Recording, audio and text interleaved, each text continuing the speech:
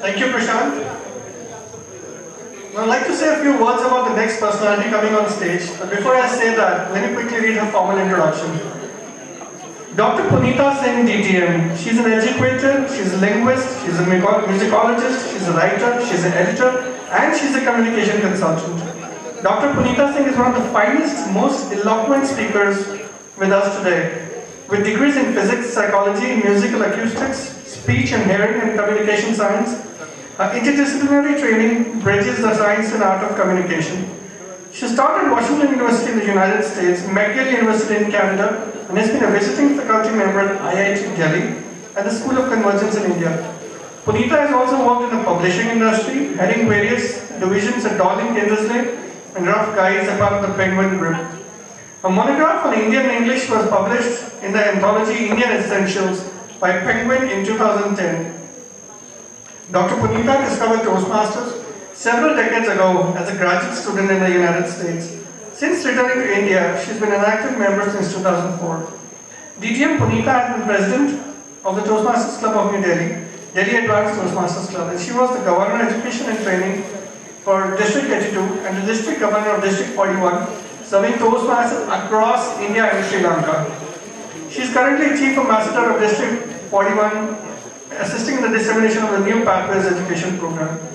And what's the most amazing fact about this eloquent orator is, you invite her on stage for a table topic, and she can give a 7-minute speech on it. I've seen that myself. So with a loud round of applause, please welcome Dr. Punita Singh.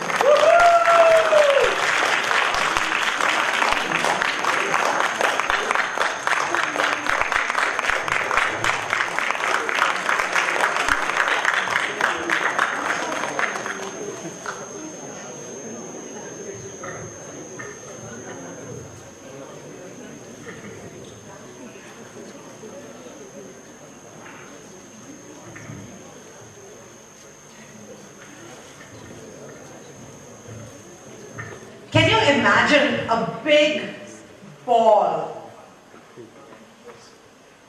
of cotton wool? Just visualize a big ball of cotton wool. Poke a hole in it and stick your head in that. What does that feel like? Santa Claus. Like what?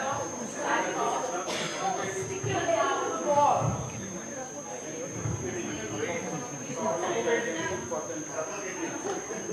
Suffocating, uncomfortable.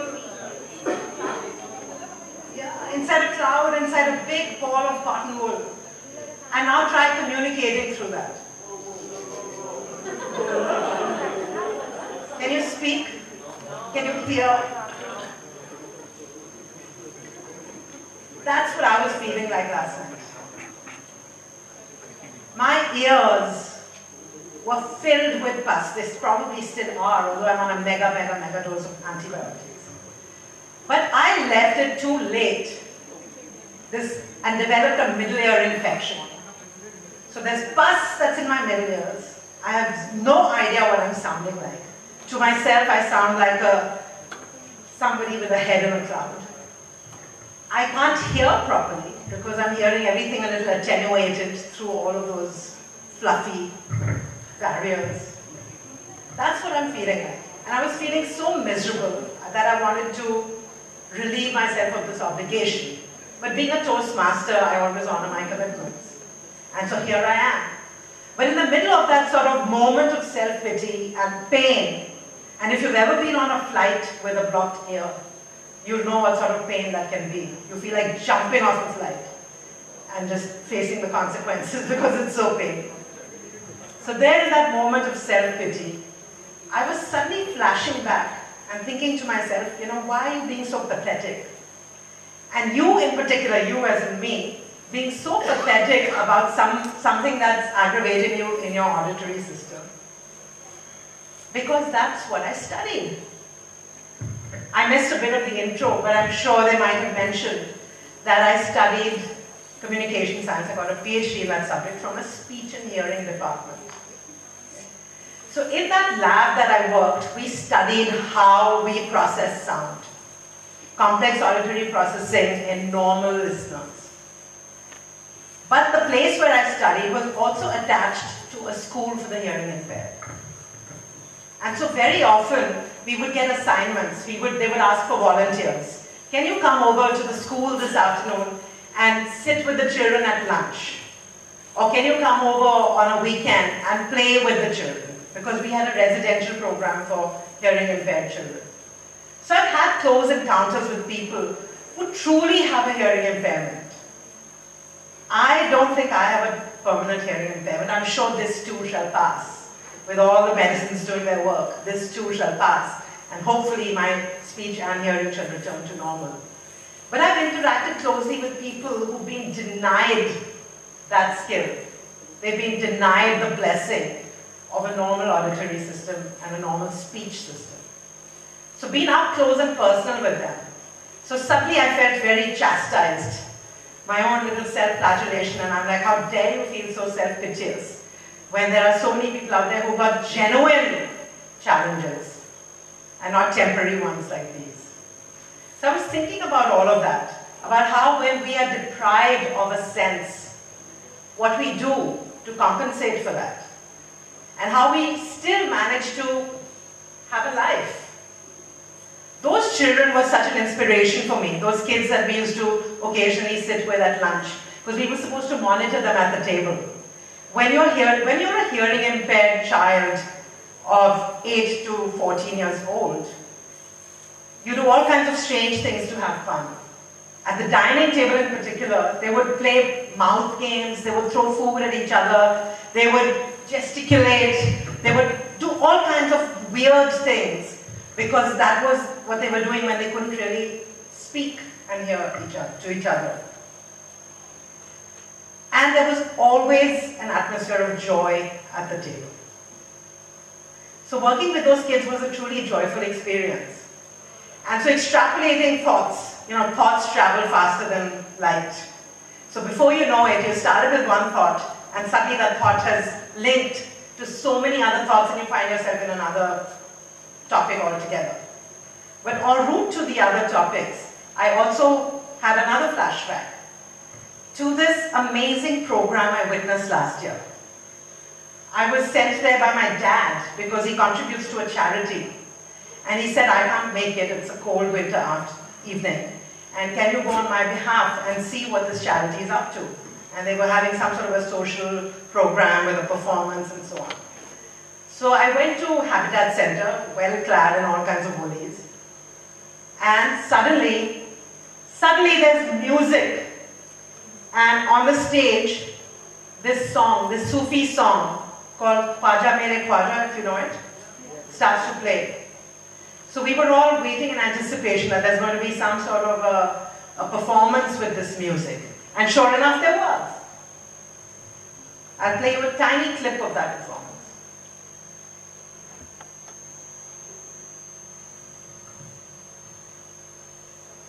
Audio.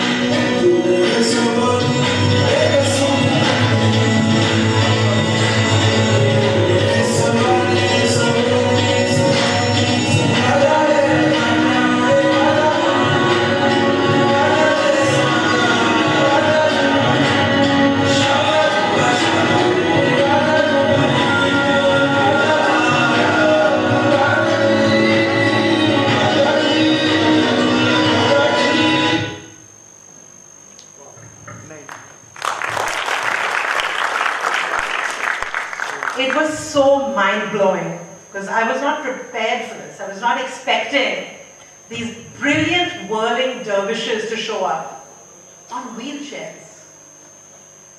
And I guess I was not paying a lot of attention to what my dad was trying to tell me about this charity that he contributes to. Because it is an organization that helps people who've had spinal injuries.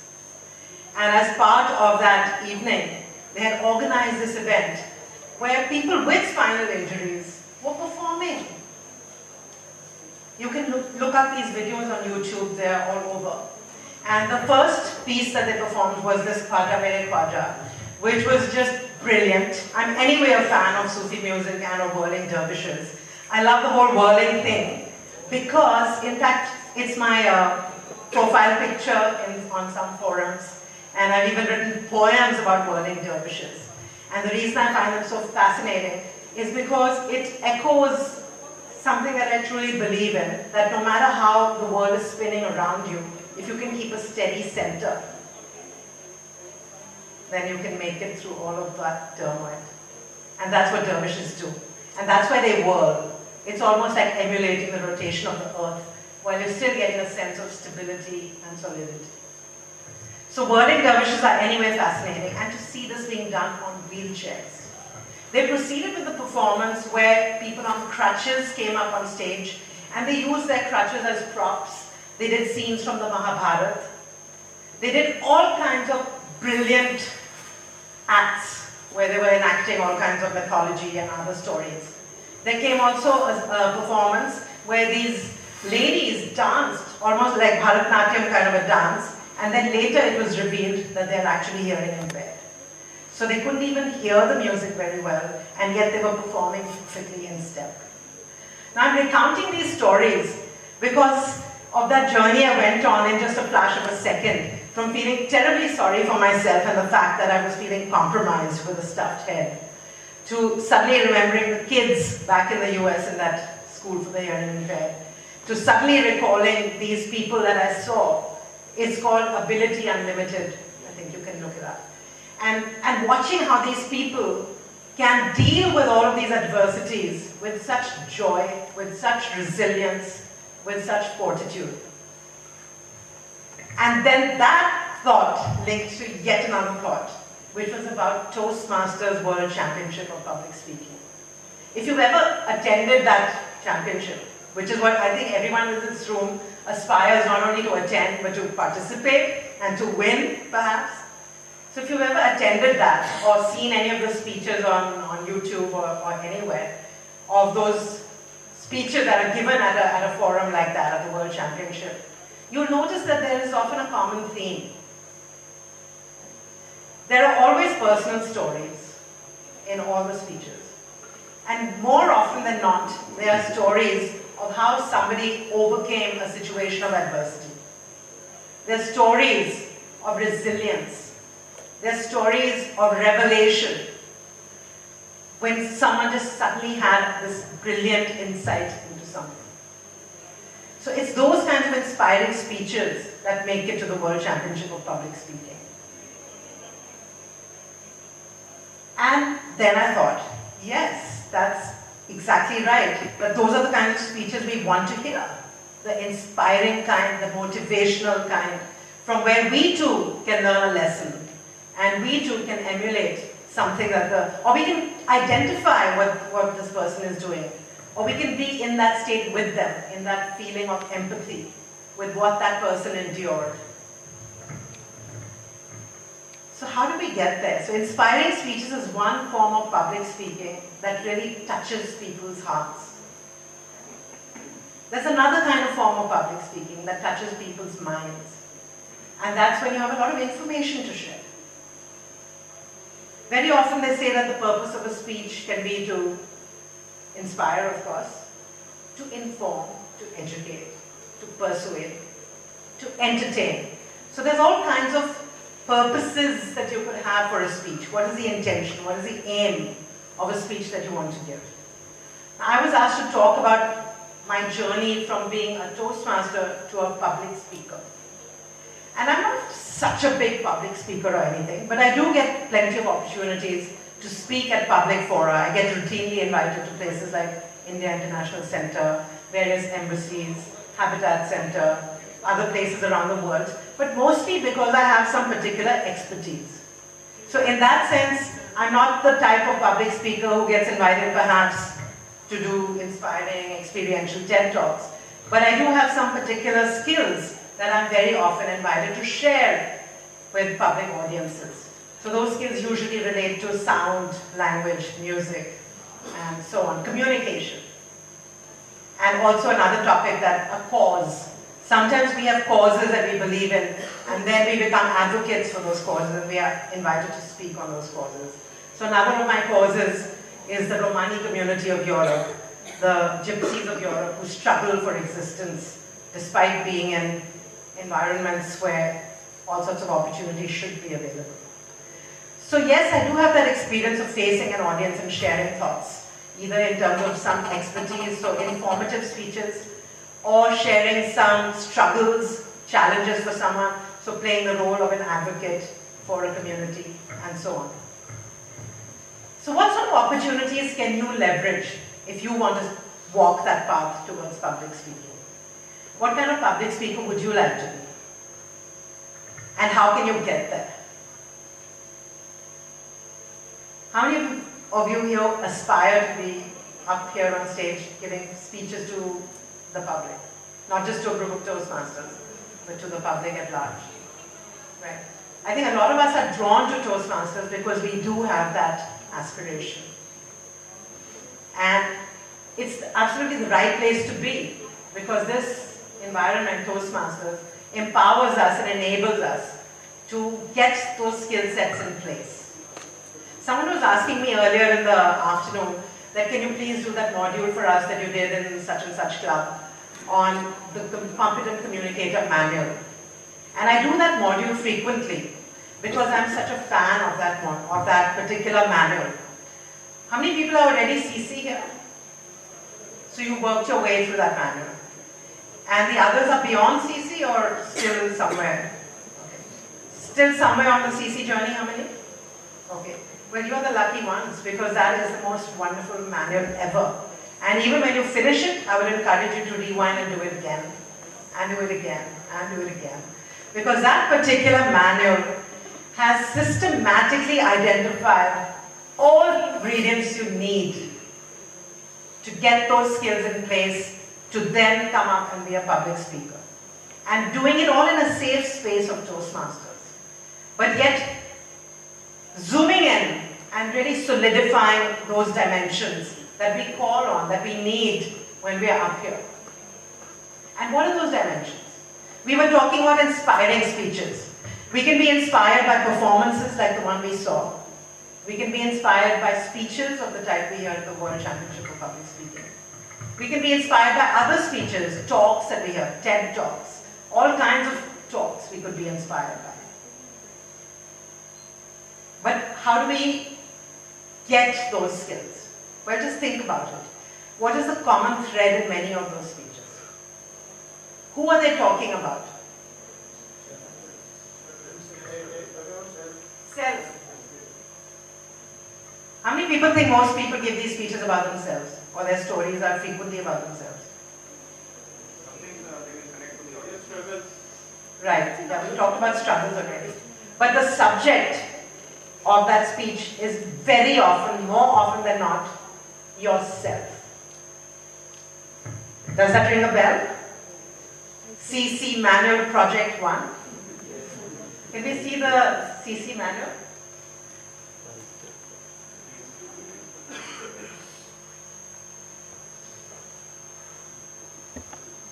That's the cover of the CC manual. Let's go to the contents page. If you can just scroll down to the contents page.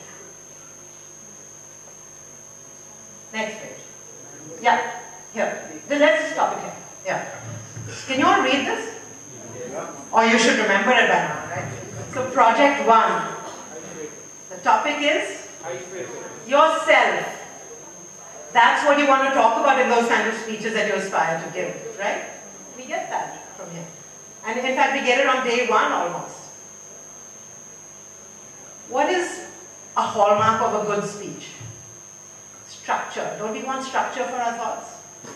Where do we get that? Project 2. Organize your speech. So we've got a topic, we've got some structure. but we want to deliver a message. Right? So what is the purpose of the speech? Is there a message there? What project is that? 3, right? Getting to the point. What is your message? And there could be one overarching message and there could be some sub-messages.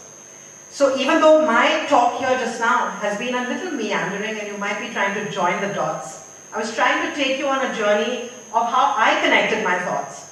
But I do have a message at the back of my mind. What is the message I want to leave you with?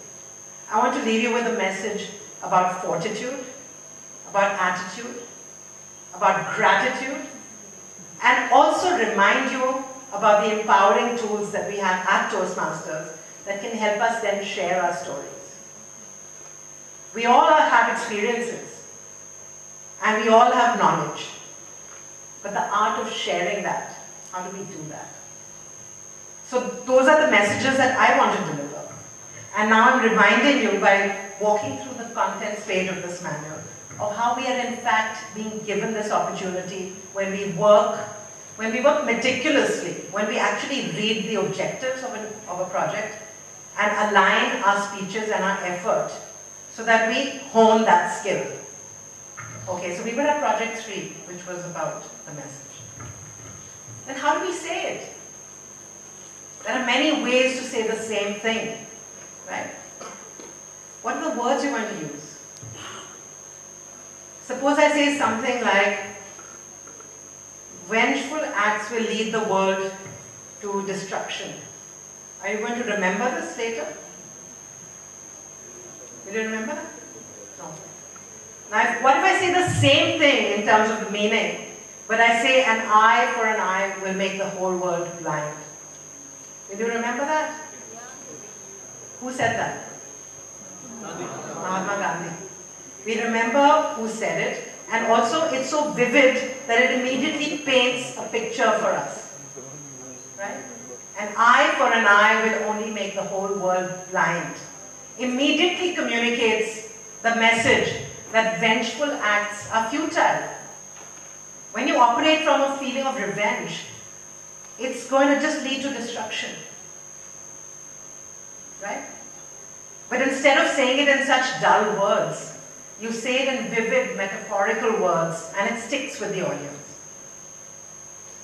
So how to say it? Project 4, all about rhetorical devices. We had an example this morning of project 4. And then just saying something, but not being able to really express it.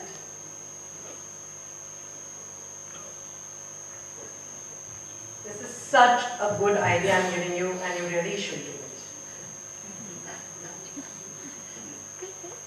Would you do it? No. Why not? Because your body is not in sync with My body is not resonating with the message. Right? I say, it's such a good idea, you must do it. Would you do it now? Yeah. Project 5. Your body speaks. Very often what the body is saying will actually override the actual words that you're saying. And when you add to that project 6, which is vocal variety, you've got a winning combination. In fact, you can change the meaning of even a single word if you align the body language and the vocal variety. And never mind the words. You can totally change the meaning of something. Right? If you ask me how some movie was that I saw, and I say, great. Was that movie great? No. If I say,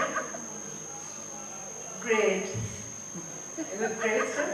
In fact, I'm being like maybe a little sarcastic or a little disappointed in that movie, right? If I say, great, right? It's the same word, but spoken, delivered differently, the meaning has changed. And I'm sure many of you have attended workshops on voice, and being a Toastmaster, we get a lot of inputs on these sorts of things, right? And how you can totally alter the meaning of something just by body language and by vocal variety. So if you meticulously follow the objectives of those projects, 5 and 6, then you've already developed those skills. Some sensitivity to those dimensions of public speaking. What about the content? Content does matter, even though it can be overridden by factors like this, but it does matter. There are some people who made a living out of nonsense verse, if you've read Lewis Carroll, and there are other people who could just be speaking gibberish, but they're doing it in such a charming and lovely manner that they've become stars. But in some contexts, particularly if your public speaking is going to be of the informative type, the educating type, the persuasive type, in that kind of public speaking, you do need content.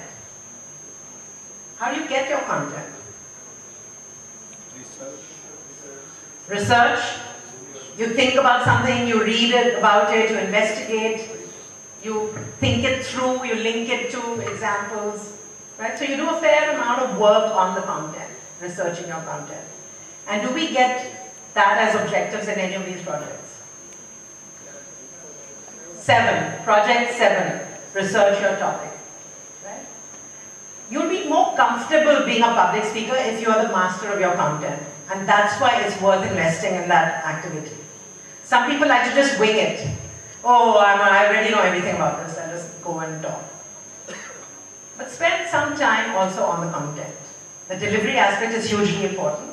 Content is also important.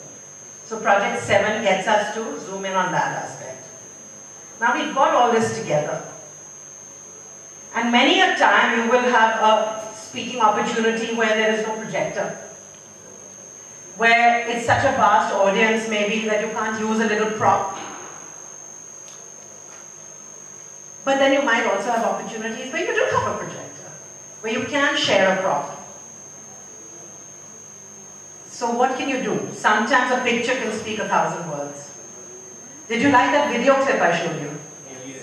It made my story come alive. If I just described that I saw this performance with Khwaja Mere Khwaja and whirling dervishes on wheelchairs, I may not do justice totally. I would try and paint a word picture, but I may not be able to do full justice to that experience that I had.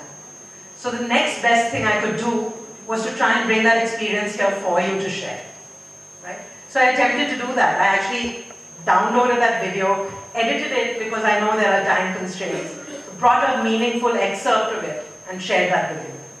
And luckily we have the facilities to do so. Now I'm talking about these projects from the manual. I could have brought the little manual myself, but perhaps in this hall you wouldn't be able to see it. So I made a PDF of it and I brought it. And hopefully you can see it. And even if you can't, I'm also talking about it, so then it's being reinforced. So there are going to be occasions when you're a public speaker where you want to use a visual aid. And very often, particularly in the corporate world, we abdicate our power to PowerPoint. And so what one of the speakers earlier today made that point about PowerPoint. Very often we do that. We give away our power to PowerPoint, and most of the time I've seen people in the corporate world turn their back to the audience and they're talking to their own slides on the screen. And the moment they do that, they have broken the connect with the audience. So how do you effectively use props, visual aids? Can we learn that at Toastmasters? Project 8. Right? Get comfortable with visual aids. Alright, we're working our way to the pinnacle. Project 9. Persuade with power. Now this is the kind of speaking that we would really like to be adept at. Wouldn't you want to be? Yes. Because very often you want to convince someone to do something. So you want to be a persuasive speaker. And in fact the art of persuasive speaking has been around for millennia, from the BC era. And people like Aristotle, who came up with a very simple formula of ethos, pathos, logos, if you've heard that, or integrating facts, feelings, and values, and packaging that all, can make you a really powerful persuasive speaker. And that's precisely what Project 9 tells us to do, and helps us to do. So if you read through the objectives, you read through what's in the manual, and then you try and work your project in alignment with that, you get that practice of how to be a persuasive, powerful speaker. A call to action. You want people to donate their eyes. How can you do that? Will you just come up on stage and say, listen guys, donate your eyes? Will that work? Hey guys, here's a form, it's really easy to do it. It might seem too casual, like I really, no one may take it seriously. Or if someone does it with a sense of diktat, hey, sign this, you have to donate it. You may not do that either. So everything is factoring into that, how you're saying it, so all of the previous projects, what you're saying, your content, and then even something like a project 4, are you building a story around it? Are you making it convincing? Maybe you can tell a story about a visually impaired person that you know, whose sight was restored, and their black world suddenly became rainbow colored. And all the things that they were denied, they suddenly started to see. They began to play with their kids, they began to go out on picnics, they began to appreciate the seasons, the gardens, the flowers. Maybe you could wrap a story around the message you want to deliver, and then make it more persuasive. When you evoke feelings in people, you also back it up with logic and statistics and data.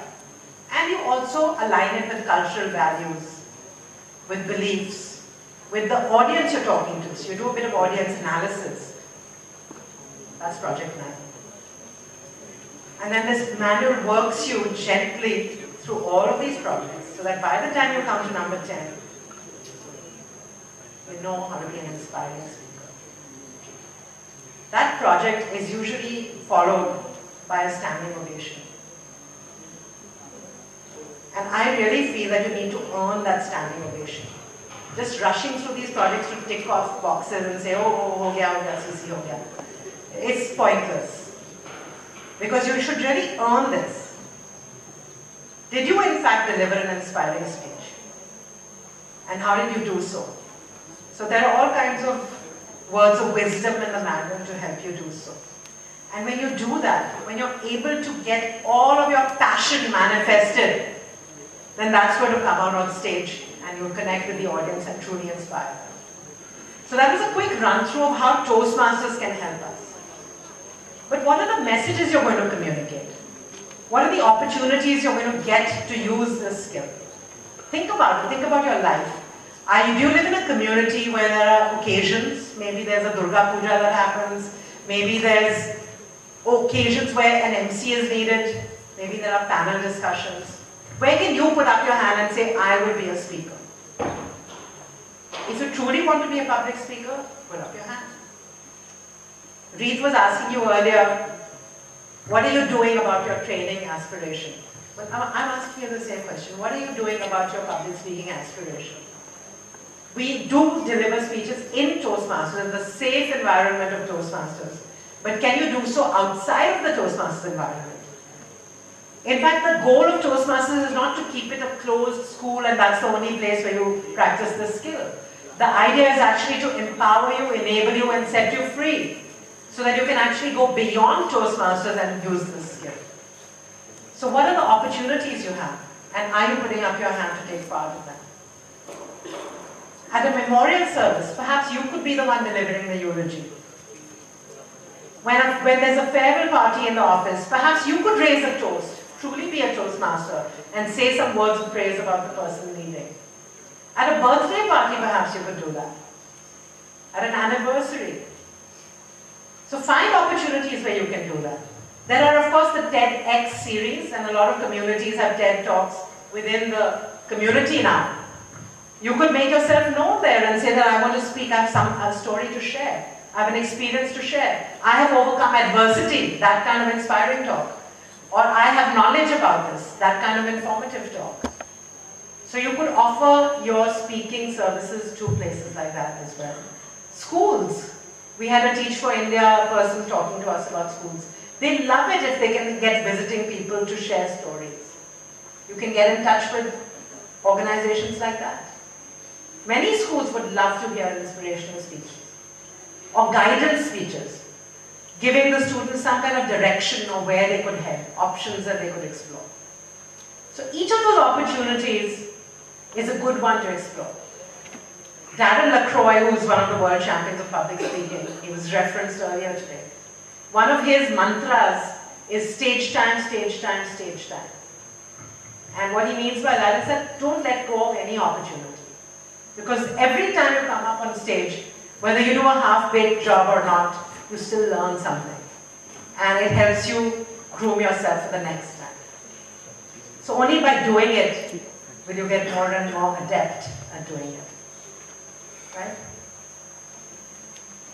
So what did I share with you today? I shared some stories of adversity, starting with my own clogged head, and of how people with handicaps are resilient despite those. They are able to live joyfully and productively despite those. We saw that wonderful video. We also talked about how you can be an inspiring speaker, whether you're participating at the World Championship of Public Speaking or any other forum. And think about your own inventory. Take an inventory of your own skill set. Do you have knowledge, expertise on a particular subject? What kind of speeches can you give? What kind of stories can you share? Experience and expertise are great for sharing. So do that. Then we also did a quick run through of the CC manual because it has tangible tools and tools that are accessible to everyone in this hall to really use to develop those skills further. And now just bringing it back to closure here. You know there are products that have expiry dates on them. And I'm always fascinated by those expiry dates because I really wonder, like, on this exact date will this medicine lose its effectiveness? You know, on this exact date will the milk go bad? You know, like what are these expiry dates all about? So it's always a bit of a mystery. But then it also provokes the thought that, okay, we have expiry dates. What about inspiry dates? When are you going to start inspiring people? When are you going to build up people? When are you going to be the person that others look up to? When is that going to happen? Has it happened already? Do you want it to happen? If it's happened already, great. If it hasn't happened already, do you want it to happen? What's going to be your inspiry date? And we should have an expiry date because if we don't, the expiry date will be upon us soon enough.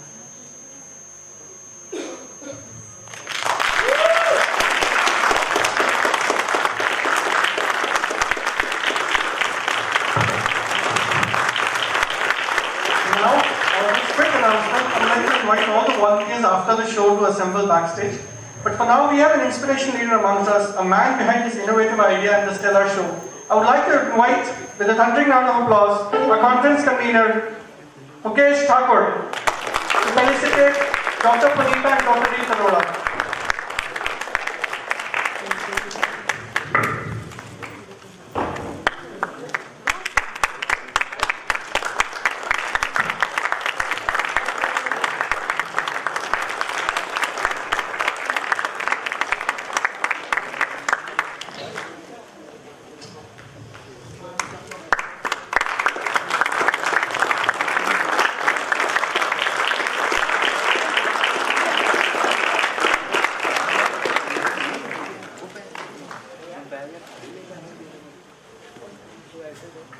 Thank you everyone. When I shared the idea of ATM, all people did not only said that I am coming, everyone said that let me know how I can help you. Then there was huge,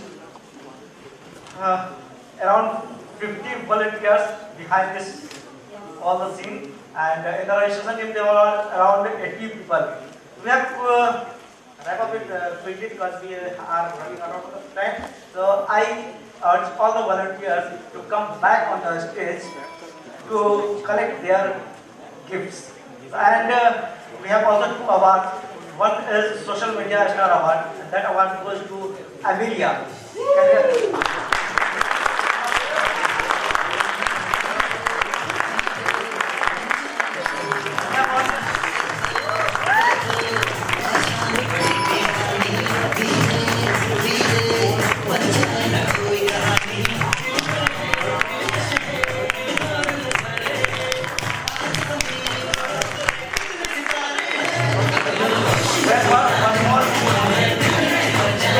Ambassador Award, and that award goes to a club from which there are 21 members.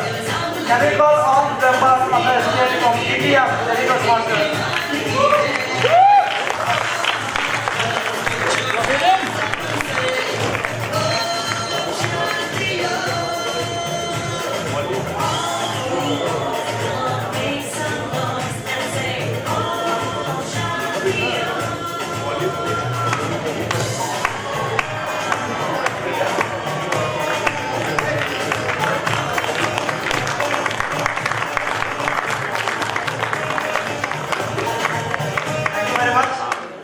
because of lack of time, all the volunteers who has contributed in any way to this ATM, please come to the back to the stage. Thank you very much for coming here and hope to